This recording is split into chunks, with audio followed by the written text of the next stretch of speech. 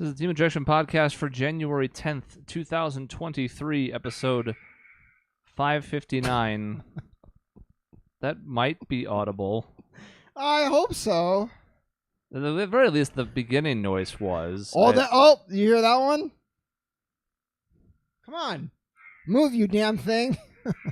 It's not very much in frame is the only problem. This episode... There you go. That's a little better. Brought to you by the dark side. It's like the light side. Dave, you're on mute. I don't know what you're doing. Oh, that explains why you weren't responding to me. So is that one of those, like... Okay, one, did you go to Disneyland recently? And two, is that one of those, like, $500 lightsabers they sell at Disneyland? No, it's not 500. It was 600. No, it's not. It's about half that. But the joke was I had told Dave right before we started that I don't spend money on anything expensive anymore. But look at this thing. It's intense to it. Dave, listen. God, shut up, dog. I'm trying to do a lightsaber. Come on, that's pretty cool. I mean, yeah, where did you get that from? Anyways, brought to you by the dark side, which is like the light side, but more interesting. And better. All right, well, pretty much all the time. So Chris knew, to his credit, he knew I was going to interrupt the intro. He saw me bring the lightsaber up. He knew it was going to happen. But I did it anyway. And you know, the funny thing is we were talking right before the show started, and Sean just stopped because he saw the intro screen go. I'm like, damn, Sean's a professional. And then I see him fucking around with this thing. Go figure. Man, it looks better on camera than it does even in real life. It kind of does, actually. Yeah, in camera, that light really pops. It looks like a lightsaber. It looks like a real thing. Like, it doesn't look bad in person, but it definitely pops differently on the screen. I mean, you can tell it's like glass when you're in person. When you're on the camera, it's like I have a real lightsaber. So really, the only thing is it doesn't telescope down like some of the cheaper ones do, does it? So because that's not really what you want if you want a I get it. Really expensive lightsaber. It. So yes, Dave, I was in Disneyland, and that'll kind of be something I cover in today's episode. But are you impressed that I knew exactly what that was? Yeah, I mean, because you like go to Disneyland like all the time, you and your family. I've been once in the last 5 years. Oh. You used to go more. I thought you have like a season pass. Maybe you don't anymore, but I never have had a season pass. He just knew somebody who could get him in. Mm-hmm. I got those Disneyland connections. And then he died. The end. Literally. Now you'll never go in the tunnels beneath Disneyland ever again. Yep, where they keep the bodies. And the CIA bunkers. Yep. Yeah, so I am impressed that you knew that, though, Dave. I am impressed. Good. Look, I have a whole story. I won't get into it right now. We'll get to it later. Okay. Well, I don't know what this episode is, so I'm going to leave it up to you. Oh, so I was thinking, what would be nice is we're at this inflection point. I read... There's that phrase again. Yeah. Stop using inflection point. Now all I want to do is use it. You've redoubled on the effort. Because you can't tell me what to do. That's the most important thing. Mm-hmm. Tell me to do one thing, I'm going to do I say like tentpole moment or something, that there's different ways to phrase it, but it doesn't matter. It's funny that you're calling yourself out for using a phrase that I literally never hear outside of this show. Well, I assume that's more of a businessy, PR-y, marketing type buzzword right now. I mean, regular lay people don't say that because they don't say that. Yeah. It's true. I never hear it outside of this. And then you're like, I need to stop saying it. I'm like, who says that? I want to hear it more. I like it. So, we're 2022 is in the rear view. 2023 is coming up. And I thought it would be fun to do a look back at 2022 and talk about like some things that we're proud of. Kind of get personal a little bit. Like we know Dave, he swims in money, and we know Chris is a frisbee. But if there's anything else we want to talk about, anything else that we're proud of in 2022, let the audience get to know us a little bit. I think that'd be fun. But if people think that's boring, we can hold that till the end, and we can do a look ahead to 2023. Because I was looking, so Dave, as part of the list that I create, I was looking at games coming out 2023 that I'd be interested in. And there's like a bunch in the first 60 days of the month. 60 days of the month. Perfect. Sean is really batting 1,000 today. Of the year. It's crazy. It's like, honestly, I look to these first 2 months, and I think a lot of the times that's like my entire year that I look forward to in terms of sheer amount of games. This is just 2 months worth. And that's not even counting all the big ones that come out later in the year. It's going to be such a big year for gaming that I'm a little bit surprised. It feels Yeah, like we usually get off to a slow start.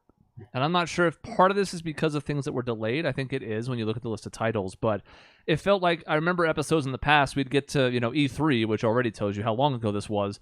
And we would go, oh, wow, like, look at all these things that they announced for, like, Q3 and especially Q4, like, around Thanksgiving to Christmas. Like, wow, it's going to be so busy then. And now, I don't know if it's because just the way the pandemic screwed with things or what, but it does feel like we're a little bit more front-loaded than I can remember us being in the past. Yeah, it's crazy. And a bit of that is niche to me, and we'll get into that. Fire Emblem, for example, is like the big one that's coming out soon. I probably care about that more than most people. Like, that's one of my big AAA titles of the whole year. Dave, you've barely even heard of Fire Emblem, so it's not going to mean the same to you as it does to me. Then again, you barely game at all. So what is going to mean anything to you? Fuck you and the horse you rode in on, all right? Probably Zelda. That's probably the one game that you care about this year. Yes, it absolutely is. And I guess, we'll do 2023 first and then look back at 2022 so Sean can shit on me first for what's upcoming and then shit on me for the past, and then we'll have the full shit circle. So, I really, and just looking at some games that are coming out, this is just me. If this doesn't fit me, I'm kind of interested. Persona 4 Golden coming out on the Switch. I'm like, might be interesting to try that one. It'll be tough to go with after playing Persona 5, but it might be interesting for me. And it's on a system I have. That's a nice one.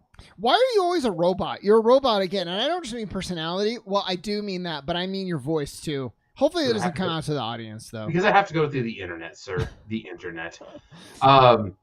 Yeah, Persona 4 Golden, like your one game is a game that was like a remake from like something came out like years ago. Yeah, I'm aware. Also, the other thing that I don't know if I'm interested in it, but Hogwarts Legacy, I like the Harry Potter universe for the most part, so it could be interesting to interact in that. But I don't know enough about it quite yet to know whether it's something that I actually do want to play. You know what? Let's jump to that because that is on my list. Harry Potter. It comes out in February. Let's see. February. Oh, I put a question mark. Oh, because I don't care that much. 10th. 10th. Okay. I put February and then I put question mark because I don't know if I care. I should care. We talked about this a little bit. Like, if they do it right, it could be amazing. You get the sorting hat, you get the different classes, you get to go around the school. But I think the company that does it, they're not really known for anything. And the things that they're known for are kind of like mediocre stuff. So that doesn't guarantee that it's going to be also mediocre. But I don't know that I'm that excited. So, what I'm looking for, and I don't know if this is it, because I know what it says, it's an open world RPG. So the idea of like, cool, I'm going to go to Hogwarts, and I'm going to get sorted, and I'm going to go through like, almost like, I'm not going to say a life simulator, but a something where I've got this progression. I'm going through life in Hogwarts, and I get to live in that world vicariously. It'd be kind of cool, I think. Yeah. Well, and so apparently it's like Avalanche Studios is the company responsible for the game. And somebody was like, oh no, that means that it's going to be like a million different fetch quests. And it turns out there's an Avalanche, Dave, and then there's an Avalanche Studios, and they're two different companies. So I don't know what's going to happen, but I will say that's what comes to mind is, oh, you're in Hogwarts, it's going to be so cool. And then they just have you doing a million fetch quests. And it could be, and if that's the case, that's really depressing, and it's a lot of times why I don't end up buying games immediately when they come out, even though I see something, I was like, this could be interesting, I could enjoy this.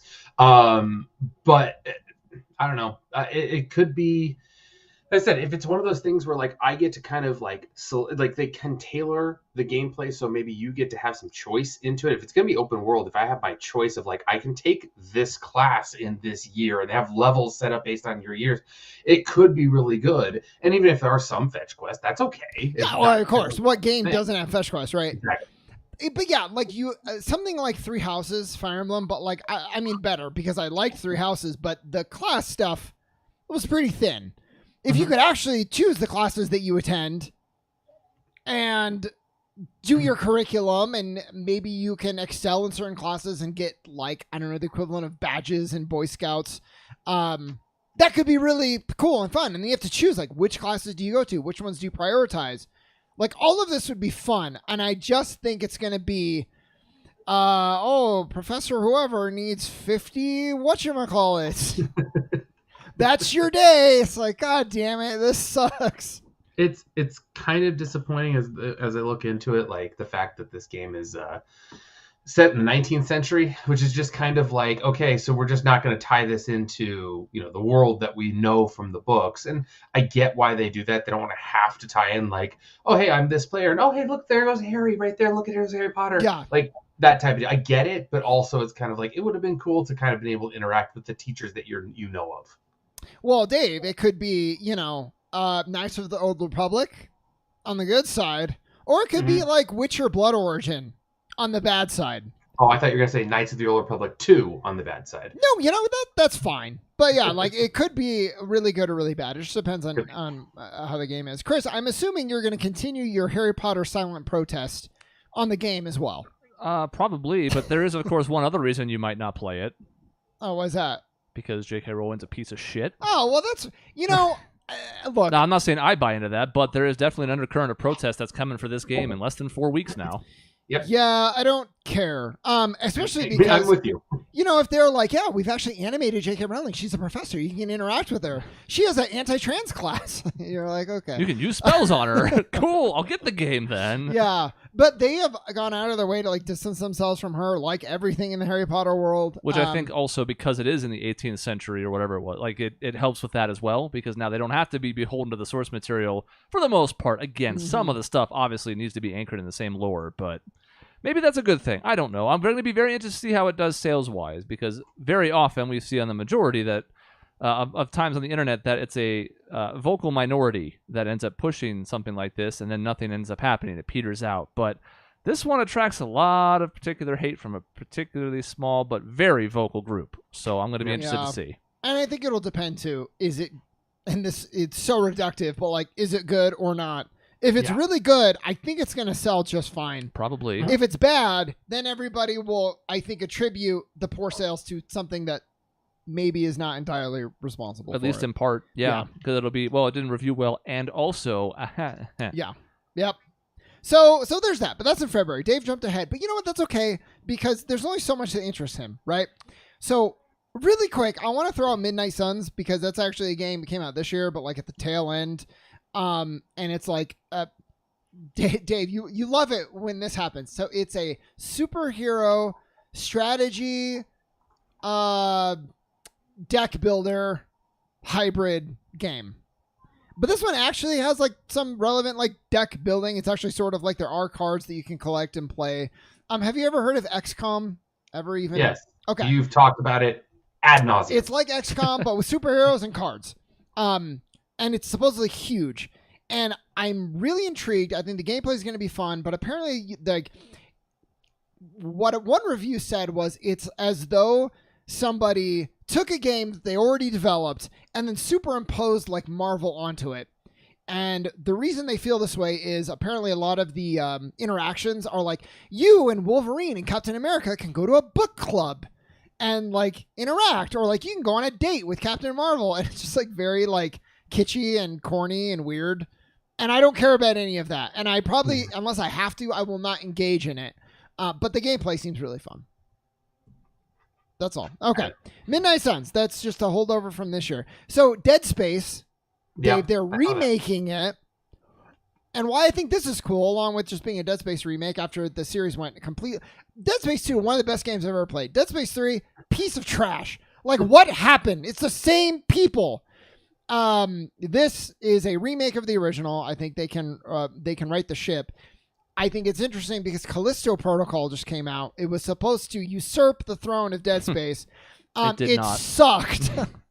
So now it usurped the throne of Dead Space 3. Yeah. Well, sure. And then a month later, Dead Space remake comes out anyway. So it's like, here's what Dead Space fans wanted. Just another Dead Space. More importantly, it looks good. Yeah. Now, again, we'll have to wait to see for a final verdict, but it's like it really does give a serious glow up to a lot of the elements from the first game, including like just like our protagonist seems to have a lot more going for him. And I don't know if that was necessary, but like the fact that everything looks so much better. I mean, again, I kind of harped on Last of Us Part 1 last week or whenever the last time we talked about it was, where it was like, do we really need this soon? In this case, it's like, how long has it been since the first Dead Space? Is it a decade?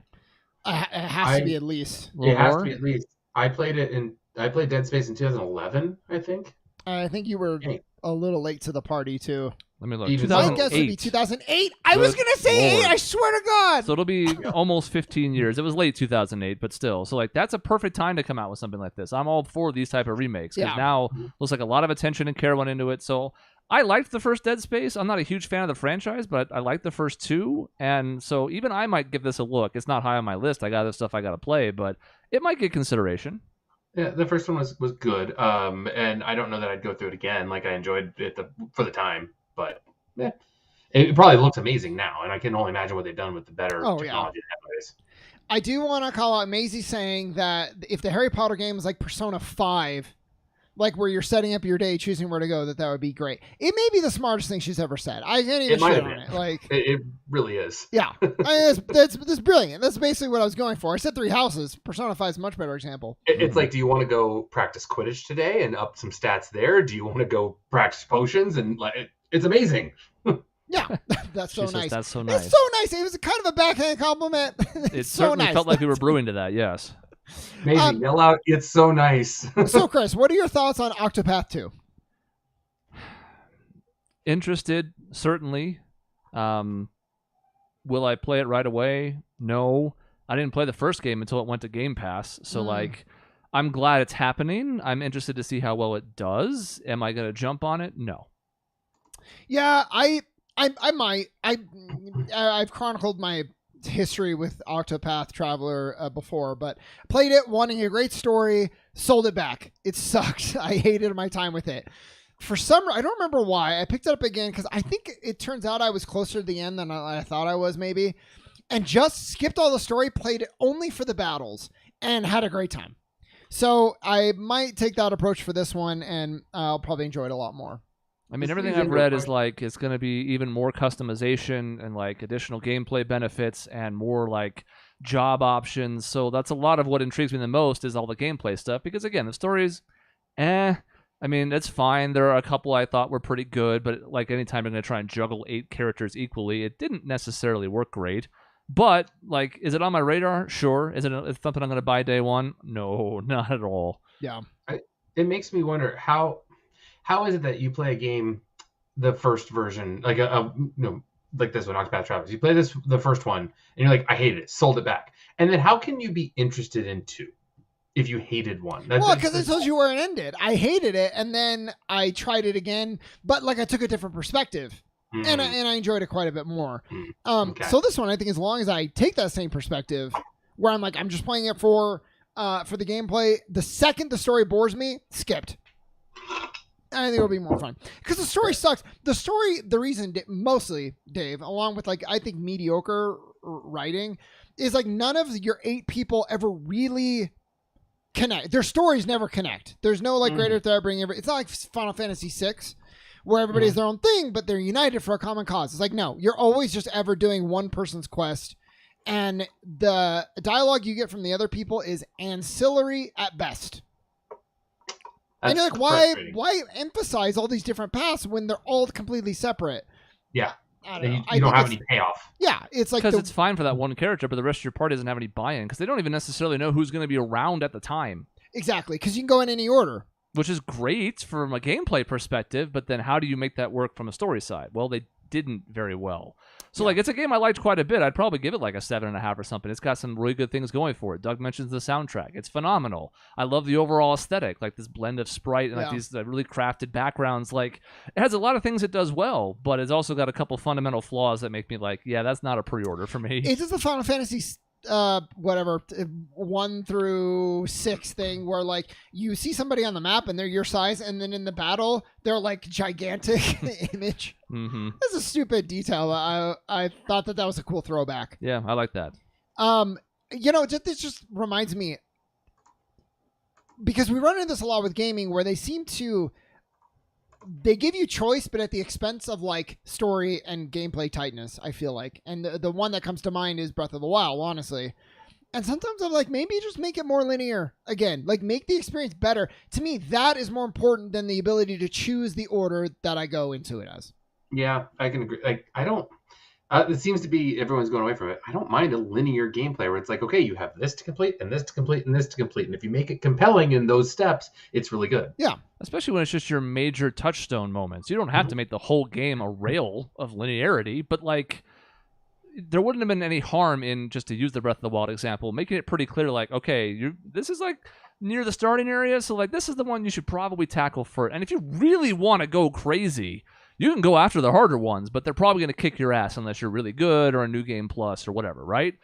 Because you still would have explored the world at your own pace and looked around and done however much you wanted to before you tackled said dungeon. You don't have like items preventing you from going to places in the world, right? So you can still put that part with linearity in there and not still like make it totally open. Yeah. And I think it probably benefits from it. Yeah, and I'm not saying don't do the Final Fantasy 13 thing where, except for that one open sequence, literally hallways, Dave, like you look at the map and something branches off for like 3 feet and there's a chest. And then you're right back onto the main pathway. Really bad game design. I don't know if there's a more linear game I can think of. I know. That's Final Fantasy 10 kind of was. I'm telling you, 13 makes 10 look like open world. Between like the airship and some other stuff, 10 doesn't feel as linear as I think it is, and it's still nowhere near as bad as 13. Yeah. So let's see. I can breeze through a couple of these. Wolong, Fallen Dynasty. I care about that because I like Team Ninja. You guys probably don't. There's a Skull and Bones game that I'm interested in after playing Grounded, and it's like, oh, if we can do more like sort of building a base and sailing and just like kind of doing things, but more emphasis on like resource gathering and not just like a campaign. Like I think that'll be fun if it actually comes out. Yeah, I was gonna say it's been delayed, and 4 times. The first question on Google is, has it been I'm surprised either you've heard of this game. I've heard of it. Oh wow! I only say that because I just heard of it like the other day when I was looking this up. It was like Grounded. Like it looked kind of interesting to me. It was something I was never going to get to on my own, but I kind of kept an eye on it just to see. Yeah. I have a cursory knowledge of a lot of things. It's sort of what I do for my line of work. Now, can I tell you much about like specific gameplay stuff with it? No, I can't. The only thing I learned was it started as a Black Flag like mod, and then has grown since there. And I like Black Flag, so. Star Wars Jedi Survivor. This might interest you, Dave. I'm already looking at it. You want to play Jedi Fallen Order, right? I just got it through. I do, and I actually just got it for free through PlayStation Plus, so nice. I might have a shot at this one. Let me know how you like it. Have you played it? Oh yeah, of course. Okay. Dave. Okay. I mean, come on. Come on, son. Should I list the games you haven't played? Is that a better? That would be you'd have a better time. I didn't love it, but I liked it. Yeah. And I think definitely play it on easy, knowing what I know about you. Yeah. But I think you'll enjoy it. Yeah. So here's one that I think you'll really care about. So in this list that I made, I bold and underlined the games that I'm like, when this game comes out, I'm dropping everything to play. Fire Emblem was that, which makes it really hard because it comes out in like 2 weeks from now. The other one is Resident Evil 4 remake.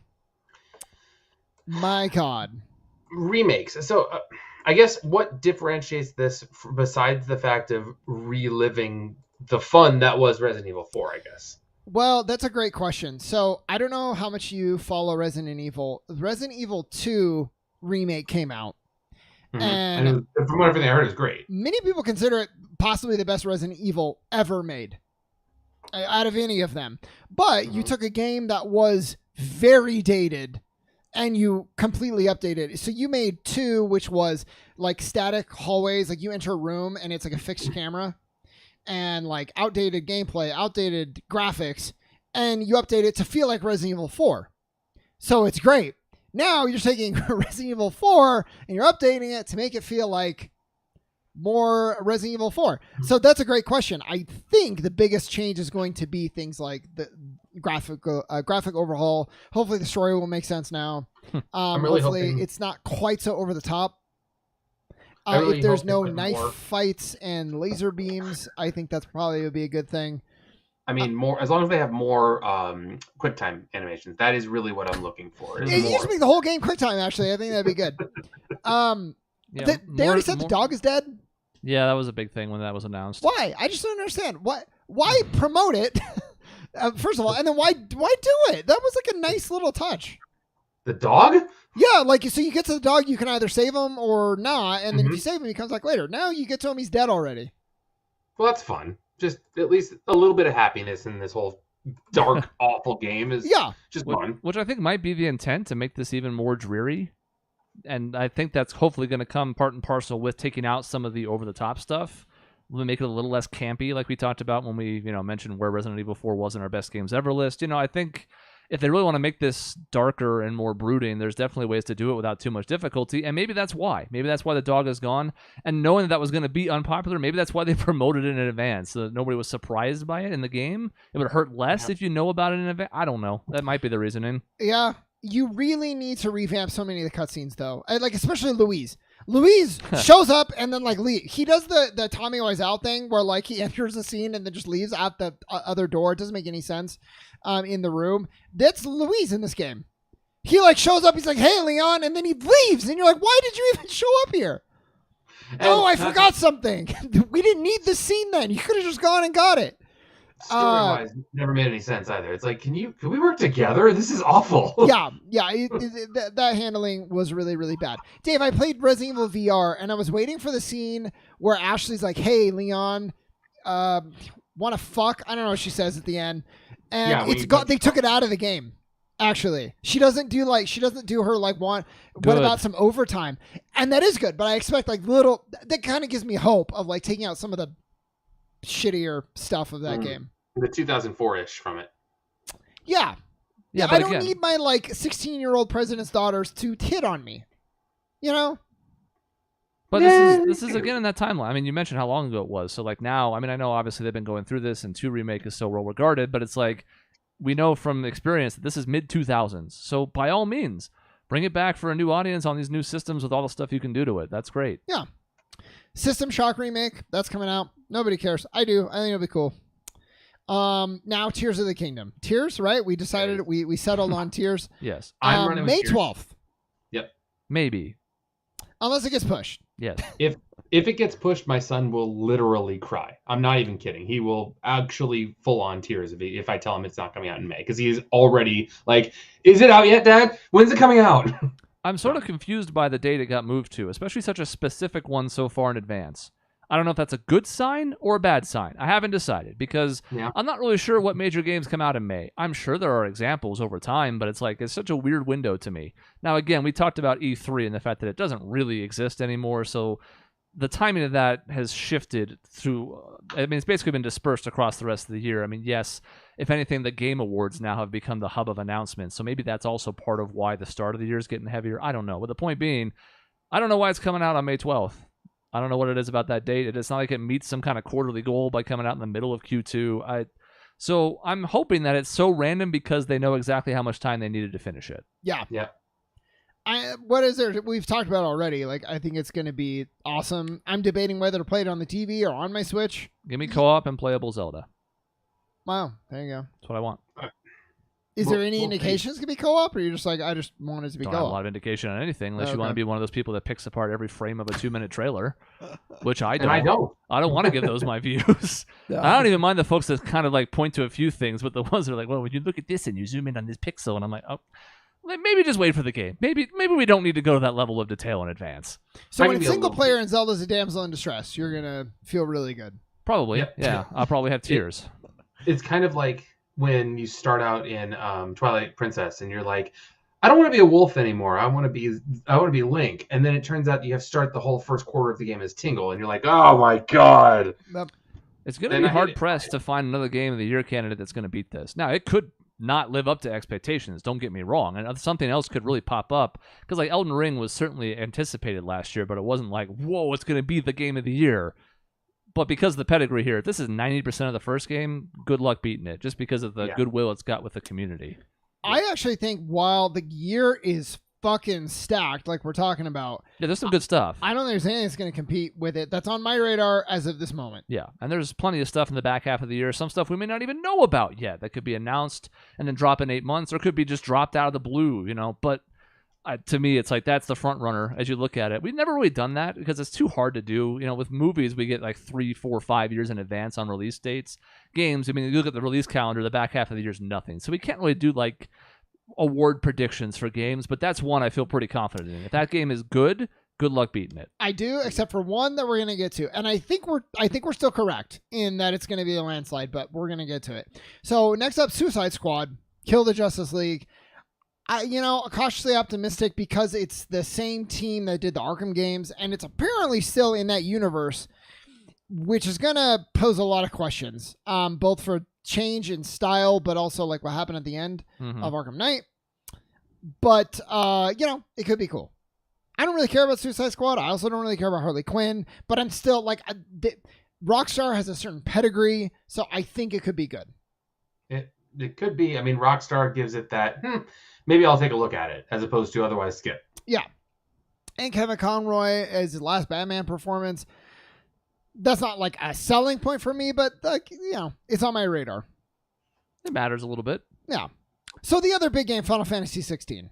So this is the one I was referencing where like, if it's really, really, really good, comes out June 22nd, it could maybe compete with Zelda, especially if we have the Ragnarok thing of Tears of the Kingdom is kind of like more Breath of the Wild, which is like amazing. Like anybody would want that because Breath of the Wild was so good.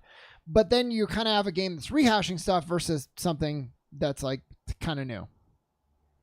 Could be there.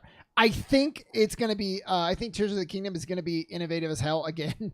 So it is just going to be the game of the year, but this is the other one that is sort of on my radar.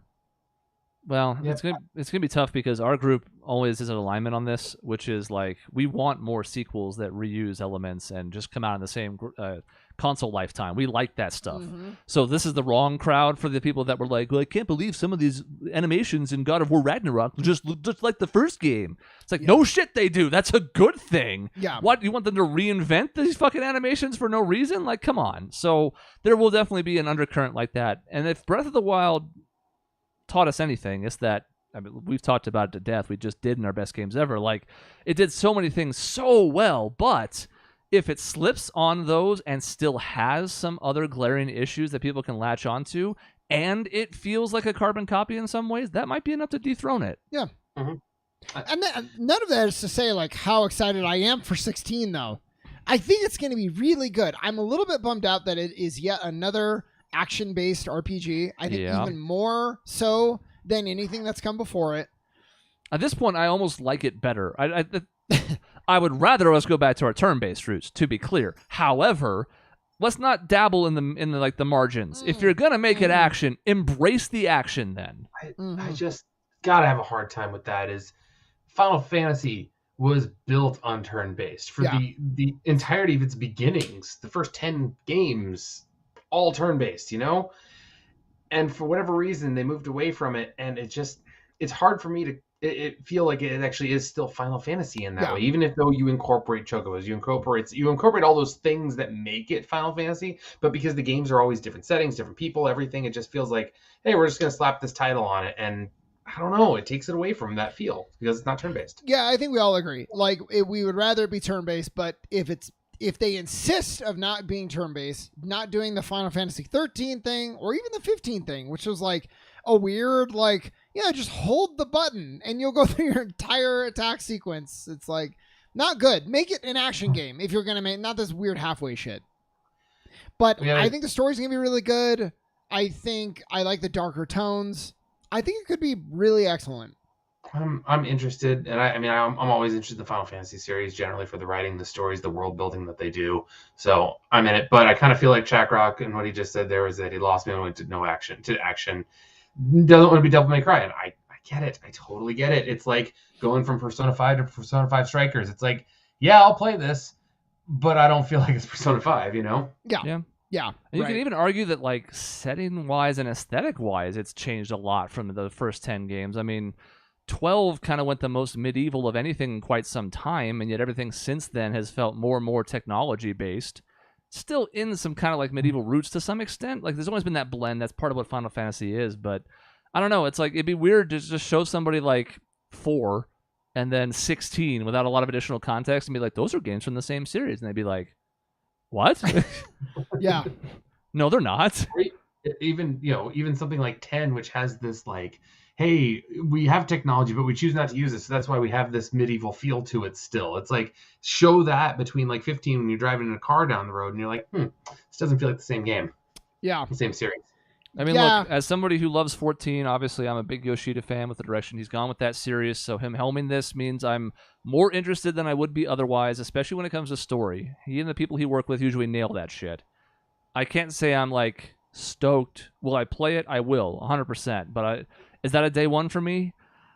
Probably, so that I can avoid spoilers, but am I, like, just, like, am I going to be, like, midnight, tear open the package, jump into it? I don't think so. At the very least, I'm interested to see what the reviews say and how it feels like when you're playing it. It's another one that's bolded and underlined for me. And it's the last one that I have of this year that is bolded and underlined. A couple more to go through.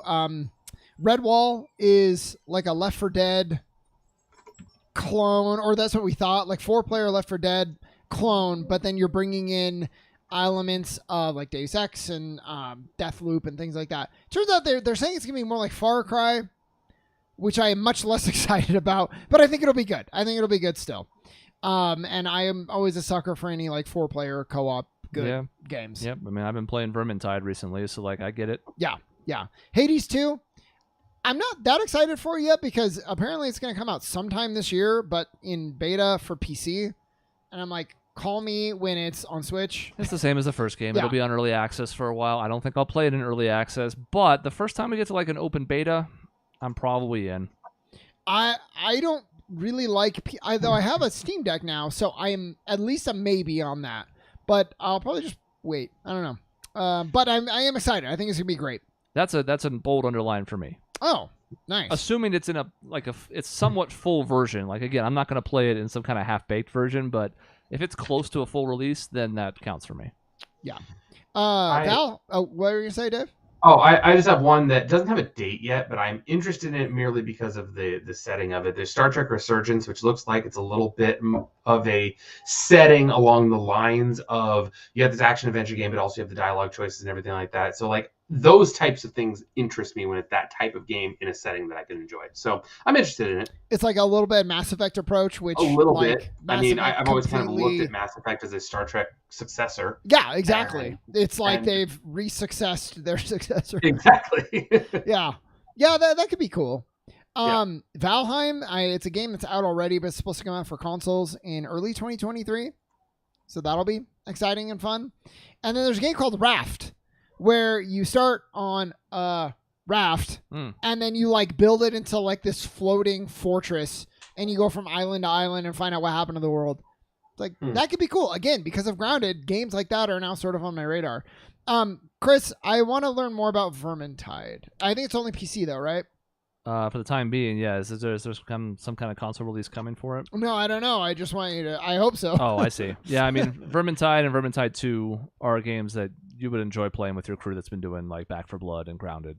Okay. You'll like them. Cool. Now, I don't know enough about Darktide, which Jason's a big proponent of. I've seen trailers of. That's a little more sci-fi futuristic than Vermintide, but it's still similar where it's like some melee, some ranged weapons, fight through mobs, specials, the same core Left 4 Dead experience you're used to, but with a different coat of paint. So Vermintide is more like a Left 4 Dead than it is like Grounded and Valheim. Yes. Oh, okay. Yeah, okay, that's gotcha. much more the 4-person stuff, but it has like upgradable characters and like a drawn loot box kind of system for weapons. It's got a lot more components of things that just cue you into more runs that are Left 4 Dead style than more of a survival element like a Grounded or a Valheim. Okay. All right. Well, that's all the games I had. So if you guys have anything else, definitely let me know. I think if it was like, this is supposed to be Q4, maybe 2023, I don't know how, I didn't put it on. Do you have any, Dave? I have some. Well, so I mentioned Star Trek. I'm now learning about certain games from my son and his friends. There's Slime Rancher 2, which is coming out, which I heard. I don't know anything about this game, so I don't know if you guys can tell me anything about it. It could be my favorite corner release. Slime Rancher, and there's a second version of it coming out, so that he's interested in it. I have no fucking clue what it is. This is why you shouldn't give your kids the internet. I didn't. It was his friends at school. This is why you should have friends. Slime Rancher, which is basically Pizzagate. Got it. Yeah. I didn't get to talk about Fire Emblem Engage, but I'm more interested in that than I was Three Houses. I don't know what that says about me, but it's the feeling I have in my heart. I think some of it is just a return to more of what I like about Fire Emblem, and I know some people are hesitant about the fact that this looks more like Awakening because they like the direction Three Houses went in. I didn't. That's part of why I couldn't put it up there with you guys when you guys were lauding it as your pick for the best game in the series, which I get. I think objectively it probably is. But in my heart, I didn't really like all the time I spent managing stuff in the classroom outside of battles, and I felt it got tedious by the end, and I wasn't really enjoying having tea after the first 3 or 4 times I saw that scene, and I was just kind of like, it's an excess of things I don't really like about this game, and Engage seems to have gotten rid of that. For some people, that's going to be a negative, but for me, I'm actually kind of more on board. For me, it's a huge negative because I loved all that in Three Houses. Yep. But what I will say is my concern is it's not even going to be like Awakening. It's going to be more like the original Fire Emblem game. Well, closer to that. We're always going to have a little bit, I think, of dialogue and like some stuff to do in the base. But from what I've seen, previews have been like, the combat is excellent. The systems are so deep. It's going to be so fun, which is great. It's going to be a good game. But the base stuff, so far the impression has been it's next to nothing. That to me is disappointing. So it's not even like Awakening. It's like worse than that. Yeah, which may be an overcorrection for me, Yeah, right. Somebody who thought it went too far. But like, one of my favorite Fire Emblem games is still Blazing Blade, so I don't necessarily mind something that returns to more of that gameplay-focused approach as opposed to the slice-of-life stuff outside, just because like I really like Persona 5 stuff you do outside of the fights. I didn't like it in Three Houses. Yeah. I just didn't, and I wish I did, because I could see why people were doing all the memes and all the fun stuff, and I'm like, I don't like this. And what I like is based on the impressions, it's the difference to me between like, am I going to love it as an all-time great, or am I just going to love it? That's like what I'm between, because all the impressions have been so positive so far. Yeah. And if it gets me back on board, great, because since I didn't love Three Houses, although I liked it, and I really didn't like Fates, I'm kind of floundering since Awakening in this franchise, because I sure as hell didn't care about the Muso style game. So I'm like, I know there was a remake in there, but like, I just wanted to mention Theatrhythm, which I thought was funny. Good game for the Switch. Be good for portable. GameSpot can't even spell it correctly, so that was additionally funny. Great. Scrolling through, Horizon Call of the Mountain is something we've talked about briefly. If we had the means to play it, I think I would be interested, but I'm not going to get it. How much have we talked about PSVR 2? Because it's more than a PS5. Yeah. So that might be all you need to know about it. And I cannot fathom who this is for. Except like the 1% of the population who can spend the money on something like this. But I mean, that doesn't sound like an expansive player base. No. So then how can you justify the development? Maybe it's to try and push things in that direction, and it's like, I guess, but does Horizon as a series have that clout? And I like Horizon, but like, is that going to be a system mover and or headset mover? And I'll even say I didn't like Horizon 2. I am extremely interested in this game. It looks really cool. Yeah. There's no way in hell I'm going to get it for a $500, I think, and $50 headset when I already have a VR headset. That's the other thing. They're not compatible with each other. So if you own one, do you really want to buy a second VR headset for a handful of games? It boggles my mind. I do not think it is good marketing. We'll see. In 5 years from now, when PSVR 2 is like ushered in this new wave of VR, I'll be wrong, but I think it's so dumb. $549.99 for like I said, PSVR 2, and I mean, it's especially if you've already bought an Oculus, you've already bought something like that. It's like, what are you gonna have? You're gonna confuse the two almost. Yeah, and I know this is obvious, Dave, but let's say you have nothing today, and you want to play Horizon Call of the Wild. You have to buy the $550 PSVR 2 headset. You also have to buy a PS5 because it doesn't work on its own. So you're talking $1,000 plus the price of the game. Like, I don't understand it. There's a bundle. You can buy a PSVR 2 bundle with Horizon for $600, and the PS5 is $600. Am I incorrect in that, Chris? You can't operate at PSVR 2 without a PS5, right? Not that I know of. I don't know if it's PC compatible to tap into like VR chat and other stuff on there, but I think you need like the Oculus 2, or I'm sorry, the fucking MetaQuest 2 can work on its own, but for like the bigger games like Alex, you have to plug it into your PC. There's no way it's going to run it on its own. PlayStation 5 console required. I'm on the PlayStation website. So there you go. Talk about investment. And at the very least, if this was like the tip of the iceberg, then maybe it'd still be a massive price tag and a huge turnoff for some people. But at least if you knew like a a surfeit of other content was coming down the pipe, you could be like, okay, I'll be an early adopter, but at least my faith will be rewarded because in the next couple of years, I'm going to have 3 or 4 other really cool games to play. What the hell else is coming? Yeah. And that's it. So we don't know what else is coming. We also, you can't play like, if this was a headset that I could play everything that was currently out, that would be one thing, but it's not. So, adopters of the Meta Quest, for example, which didn't come out all that long ago, they've already abandoned the Meta Quest. So if you were an early adopter, you're like, yeah, I want to get ahead of the future. It's like, well, you're not anymore. Sorry. So that's it. It's just so badly managed. All of VR. It's so much like the 3D TVs when they came out back in the day. It's like, these are good. This is gonna be it. So everybody has, and then they started developing games. Nope, never mind. Nobody has them. It's just tough to judge what is going to be the next thing that matters to everybody. There are 2 Legend of Heroes games coming out this year. Nobody here cares about them, but real quickly, Trails to Azure, the sequel to the Crossbell game, finally comes out in the States. That's in a couple months. I will not be playing that right away. It's too big. I'm excited for Trails into Reverie, though, because it continues the Cold Steel story after 4 and sets up what's coming next, which has already come out in Japan. We'll probably not get it till 2025 because we fucking suck, blah, blah, blah. So I'm excited for one of those. We'll probably play it on the channel for anybody here who's been following us through that. That's probably going to happen when that comes out. I think it's slated for like June or July. I did want to mention a couple of games that caught my eye. There's one in April and one in July that got my interest, and its name is Hogwarts Legacy.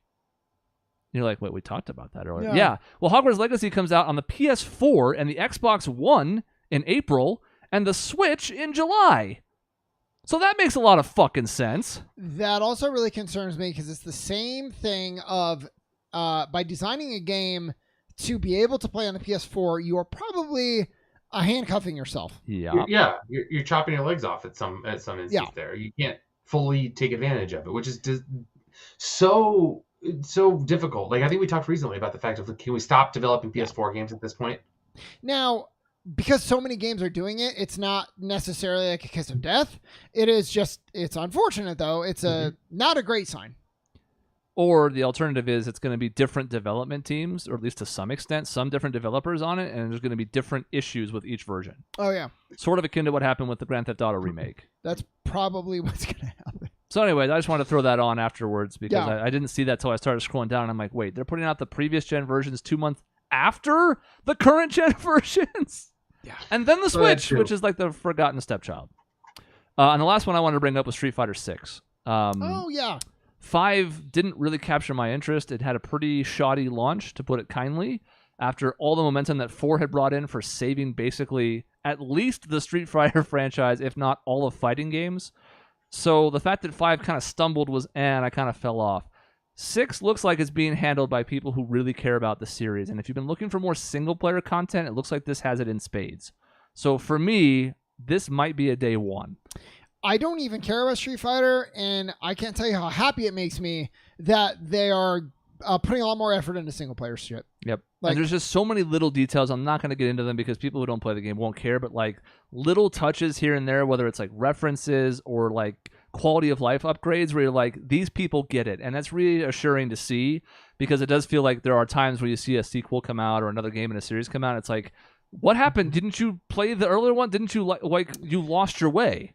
I don't know if I've ever been as disappointed as I was when I bought Soul Calibur 4 and the great mode from 2 and the great mode from 3 was nowhere to be found in all of 4. And it was like, here's a fight. We kind of put a bare bones story mode and that's it.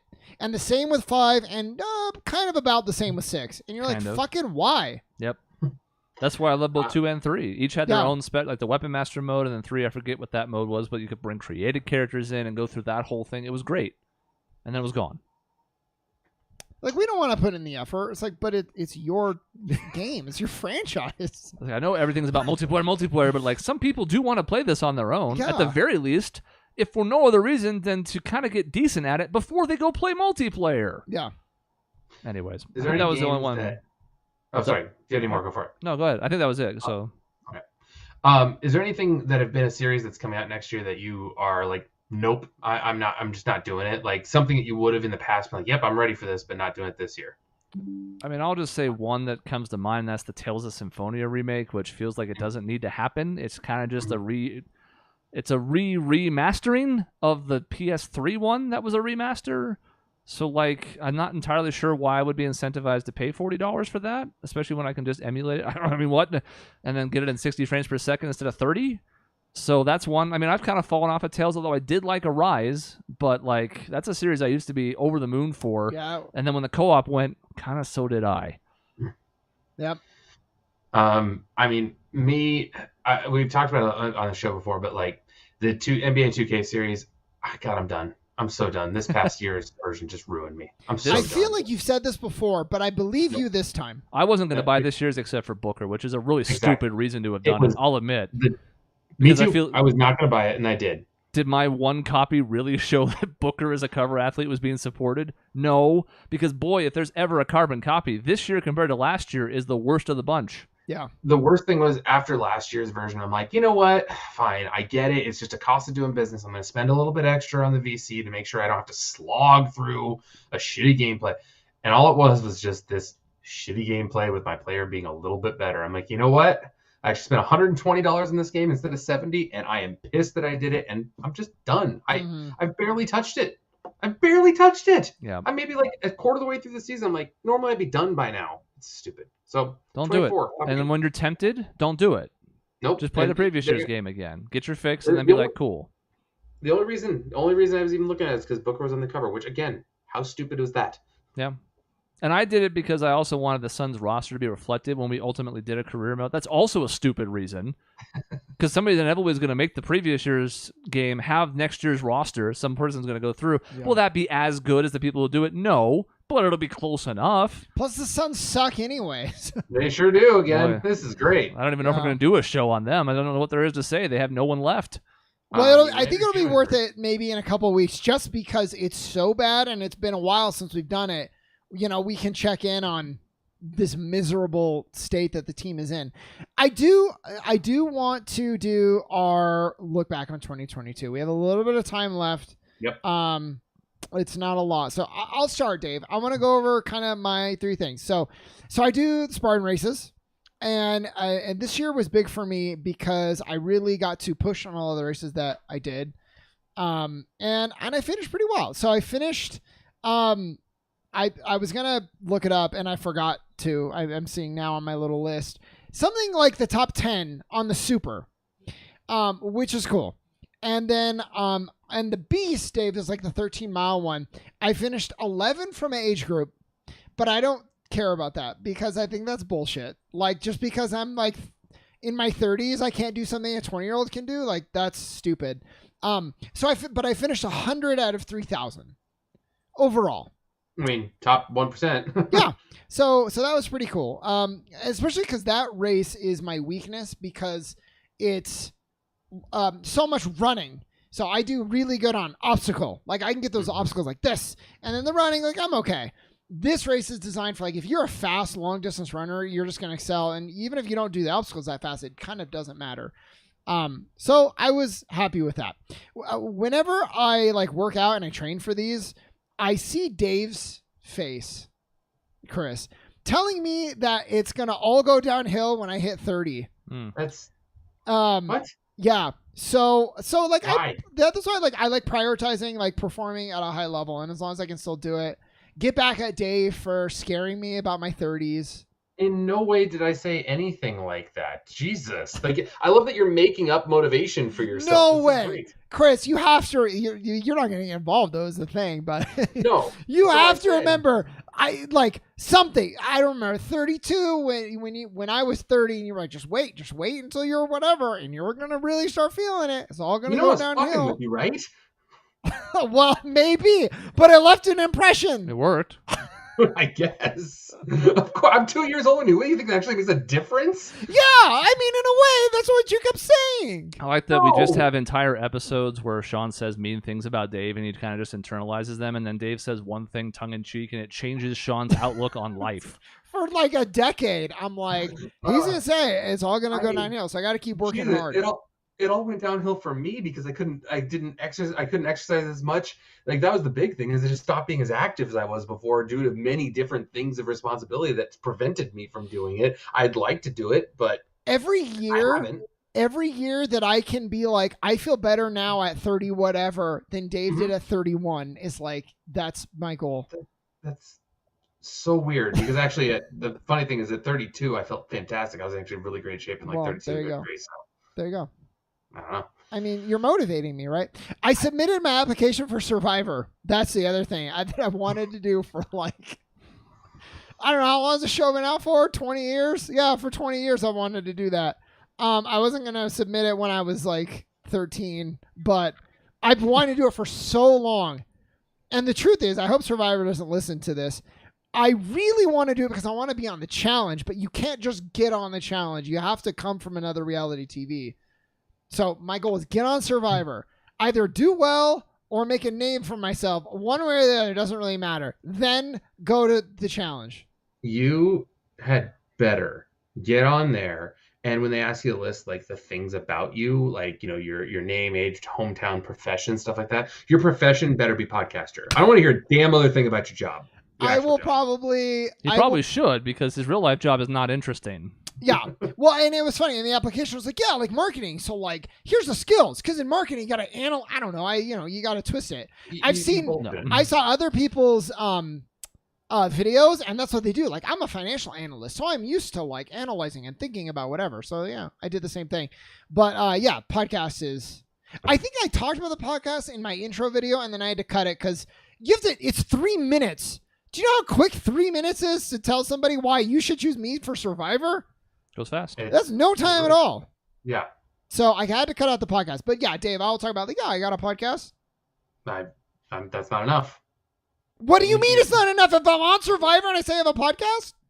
You need to say, what I've learned from being on the podcast is my co-podcaster told me of how everything was going to get ruined. And all of a sudden he drove me. He's the spark that has driven me. Yeah. Yeah. Well, apparently if you make it past the first stage, you like you go to an in-person interview with like Jeff and the crew.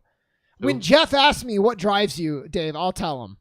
All right, great. I'm just glad to be involved, really. I mean, the nice thing that is that you've seen him when the cameras are on versus when the cameras are off. So he actually would be decent at this, even though I think his real life persona wouldn't, because he'll just stir up shit for no fucking reason.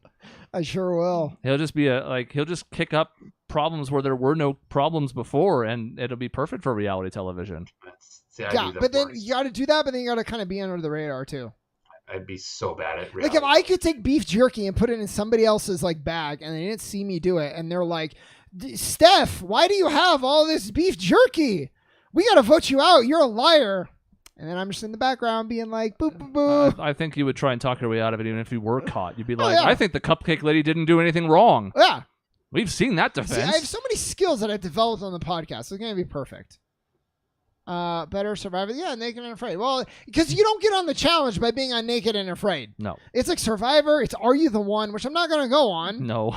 That boat is sailed. It's Big Brother, if it can survive another rebooting. Big Brother, that's another big one. But I hate everyone from Big Brother, so I would like that not to be the path. It does seem like Big Brother just attracts absolute douchebags. Because there is at least the survival part of Survivor that requires like physical prowess and some level of like aptitude. Whereas Big Brother, you can just be a piece of shit in a house. So like anybody can do that. Yeah, exactly. So that's Survivor. And then I was able to travel a lot. That was what I went to kind of catch up on the traveling I didn't get to do during the pandemic. So I went to Disneyland. Dave, I'll tell you more about the store that I got the lightsaber at. It was a very great experience. It's Dooku's lightsaber. I know all about that store. I've been there, but yes, go ahead. It's Dooku's lightsaber. I saw. And there's actually two. There's one from before when he was a Jedi, and there's one when he fell to the dark side. I have the dark side one because like it's way cooler. No, it's cooler.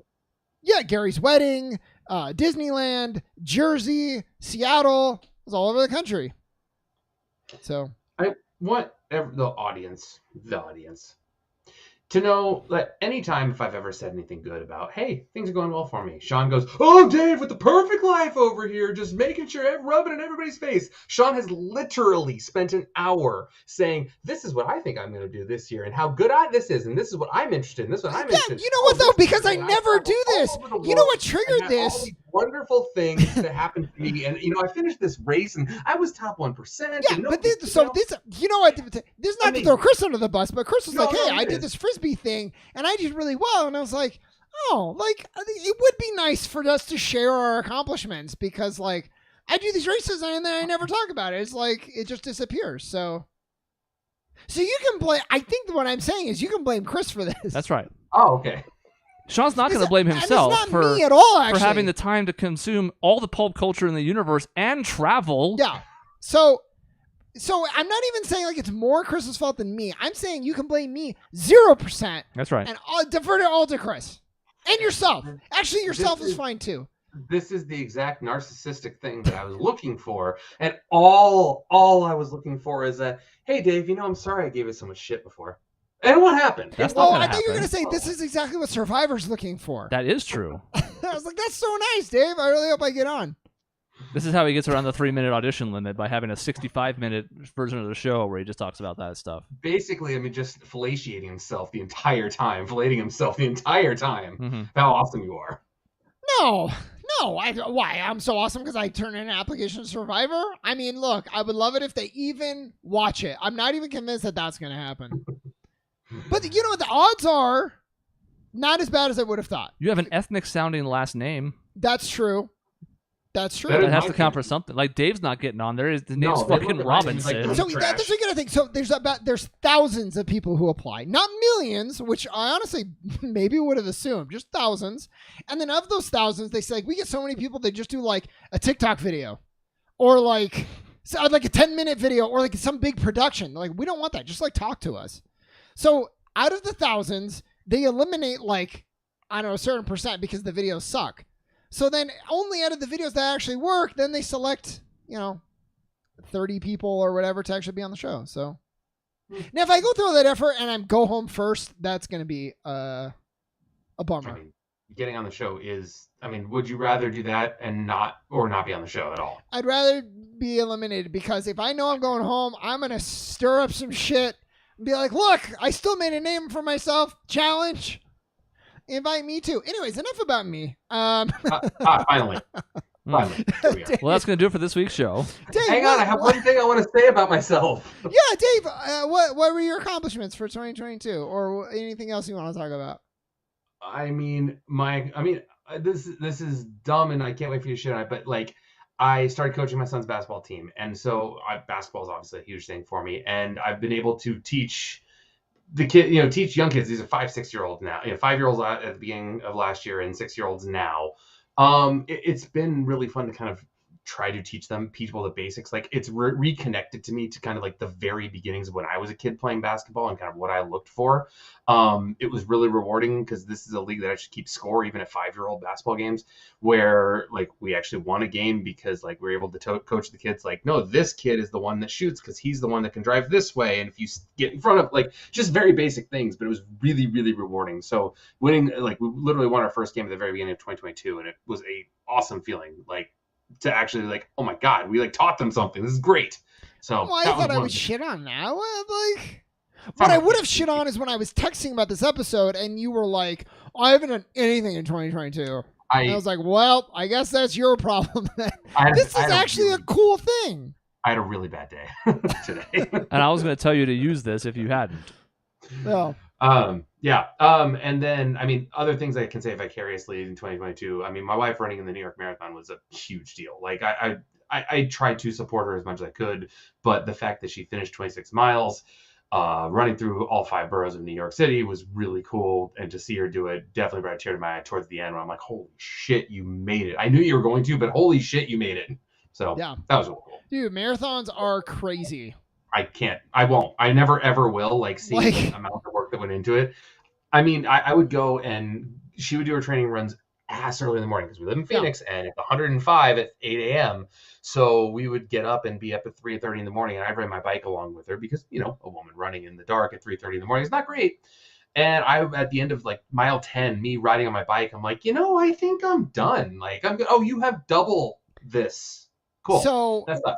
Yeah. Not to make this about myself, really though. I mean it. I'm just using this as a comparison. The races that I talked about is 13 miles. By the end, I could not move anymore. Mm-hmm. This is now double that. I would be halfway done at the point where I was unable to take another step. Yep. That's wild. I did. I ran. The farthest I ran with her was 8 miles, and at the end of that 8, I was like, whew, "Yep, I'm good. I'm done." My legs are like, "Nope, you don't want to do this anymore."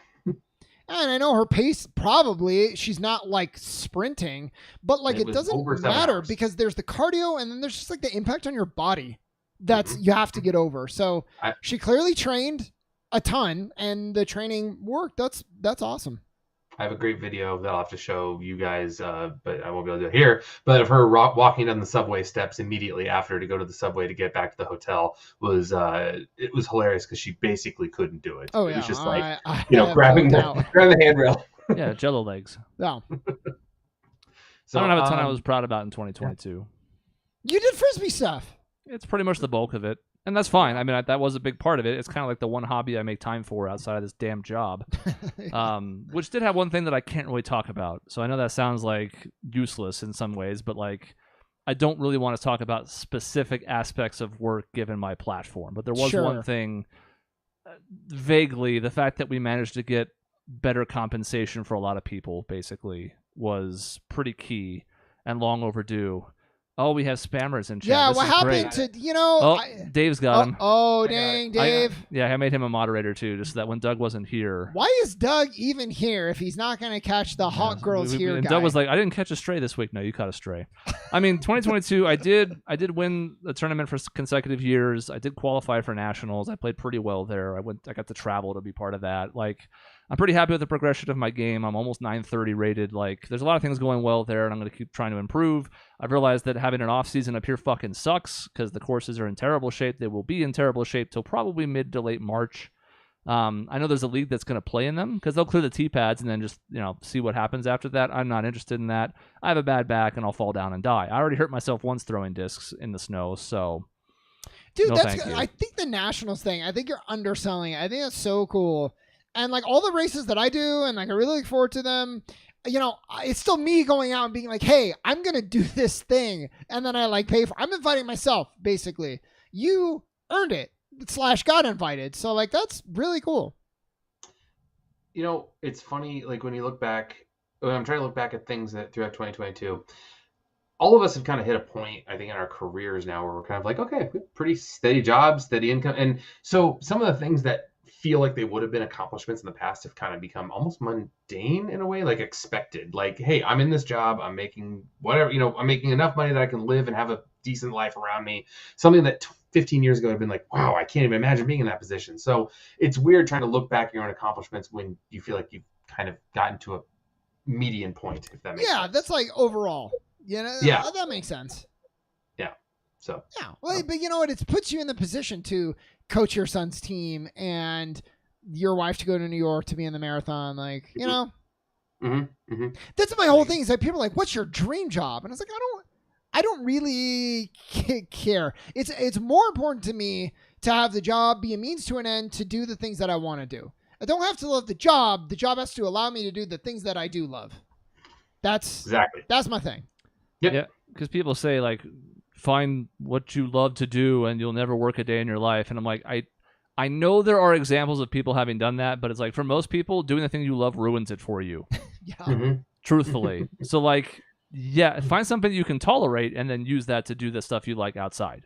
And I hate that advice because the people that give that advice are the ones who succeeded at it. It's like, a guy who became a famous piano player and plays all these, huge shows and stuff like that. Yep, just follow your dream and you'll make it. It's like, no, what about the 1,000 other people that didn't make it, that wanted that job more than anything, but weren't good enough or didn't practice, like whatever it was. Are they going to say follow your dream when they're living homeless? No, I don't think they are. Yeah, like Molly's really talented. Yeah. And she didn't make it.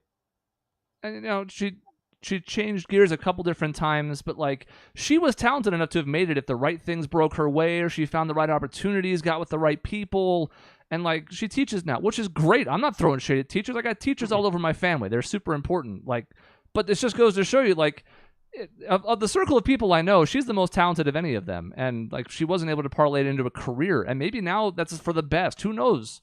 It could have been good if she managed to do it, or it could have been could have made her hate a thing that she loved. Who knows? Yeah.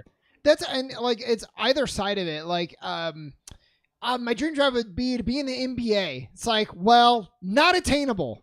Almost, I don't know if there's a thing I could have done in my life that would have led me to be in the NBA.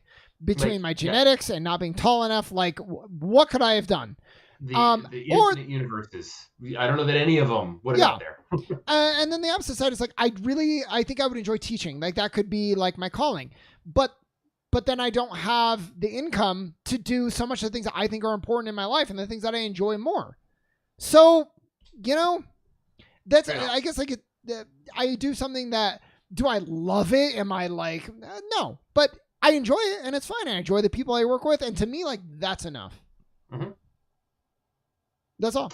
Thank you for tuning into our 2022 sort of life retrospective. Yeah. I mean, Sean's now, this old age now where he's, got my face on a dartboard. Yeah, not old age though yet, because I'm not like you. I'm fighting off day by day. Yep. I'm gonna make 40 the new 30. How's that? You are like the face of Father Time, basically. Well, the LeBron ads, like it's like if it's me and you're the old Santa Claus looking guy in those ads. I was gonna hope that you're comparing me to LeBron and the way he's aged. No, you're the old man. You're Father Time in those. I mean, my hair's not that gray yet, is it? No, that's my department. Yeah. I was surprised Sean didn't latch on to you saying something about 40 being the new 30, because Sean used to be the person who said that version or some other version of it a million times. It goes without saying now. All you have to do, Dave, is tell him that it's all downhill after 40. That's true. I mean, it is. They call it over the hill for a reason. Mm-hmm. Yeah, but I'm not going to believe you until you are 40, and then you tell me, like, I woke up with an injury I didn't have when I went to bed. Mm-hmm. I'll be like, okay, well. Which I've done this year. Yeah, I mean, I do that too. But, yeah, but I woke up and my neck hurt. I'm like, why? What did I do? Yeah. When Dave is 41, he's like, just wait. You're going to start losing muscle. You're going to start gaining weight. Mm-hmm. Be like, okay. And you'll have forgotten this conversation, so you'll believe him again. Yep, it's true. You'll forget all about this. My memory sucks, except with things that are not important, and then it's like a steel trap. So, or things that are not even true, which is great. No, this was true. This was true. Yeah, can you call it memory if it didn't happen? Is that memory? This is bullshit. I'm being gaslit to bring back another one of those phrases. You have no idea what's real and what's not. That's great. All right, we still have plenty of other things to get to. We kind of talked about them in last week's episode. I'm not sure the order of them. There will be a Pokemon review at some point. That requires 2/3 of the rest of the cast to beat it, however, because I think it's actually important. The ending, I think, changed my opinion of it for the better. So there's a Pokemon Scarlet Violet review. There's a Suns catch-up where... Let's go, Weminyama. We have a game show plan. We have all sorts of stuff on the horizon. So as usual, we just tell you, stick around. There's plenty more to come. In between episodes, you can find us at our website, objectionnetwork.com, or youtube.com/objectionnetwork for new videos 5 to 7 days a week. It just depends on the week. We'll see you next time.